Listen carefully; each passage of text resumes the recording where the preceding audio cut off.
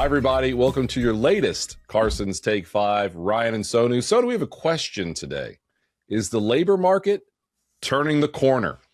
I'll set this high level and you can get into it. Jobs growth wasn't great last year. The labor market wasn't very strong. We saw a record 7 months up, down, up, down, up, down, of alternating between positive jobs growth and negative jobs growth. That was the longest we've seen since the late 60s, early 70s.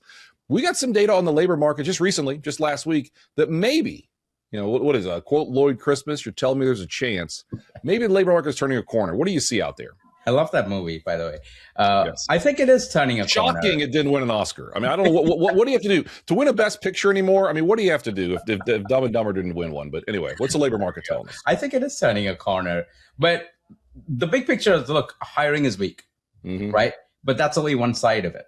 So let's start with hiring. In 2025, the economy created 584,000 jobs. As you can see on screen, that is the worst year since 2003 for job creation. Outside of recessions, during recessions, you expect job creation to be poor, 2008, 2009, 2020, right? So payroll growth was really weak last year. And the real weakness, Ryan, actually came after April. From May through December, the economy created 93,000 jobs. That's on average 12,000 jobs per month. Prior to that, the previous 12 months, May of 2024 through April of 2025, job creation was averaging 150,000 per month. So you got from 150, right. That may get revised lower. Say it gets revised to 100,000, but even you've gone from 100,000 per month to 12,000. That's a big drop. Now, part of that is federal government jobs, but even private sector jobs have gone down. And the private sector from May through December of last year, it's created 300,000 jobs, right? Which is not a lot. It's about 38,000 per month. And the problem is most of that, almost entirely, has come from healthcare. Healthcare created 447,000 jobs.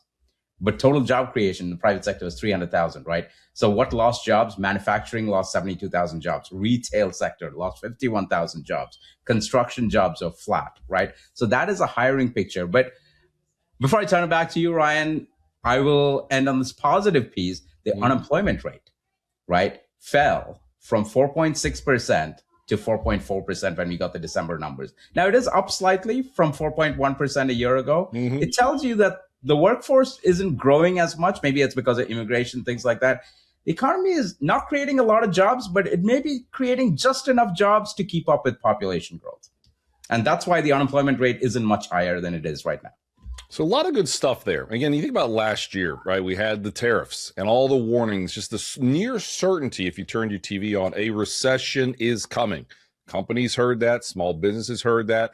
That obviously slowed down the labor market. Everything going on with immigration is obviously slowing down the labor market. Like you just said, a lot of people don't work for the government now that worked for the government a year ago. That slowed down some of the numbers as well. But again, some more positives. One thing I noticed, Sonu, the ADP report, maybe some of you, when you get paid your paycheck, it might say ADP on there. That's a company that does payrolls and different data. According to their data, just last month, Sonu, was the first time in 7 months that small businesses added to payrolls. That's a positive, I'd say. And I don't want to get too in the weeds on this one. There's something called the Challenger Gray and Christmas report. It looks at how many people are getting laid off. Some of the best numbers we've seen in 17 months on that one. So there's some signs we're turning the corner. But again, I guess big picture, to wrap this up, the labor market matters because if it's strong, people have a job, people are making money, keeps the economy going. Kind of put a bow on it, so how important this labor market recovery can be in 2026.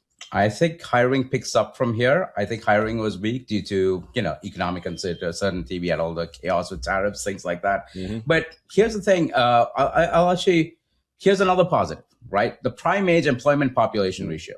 How many people in their prime working years are working, right?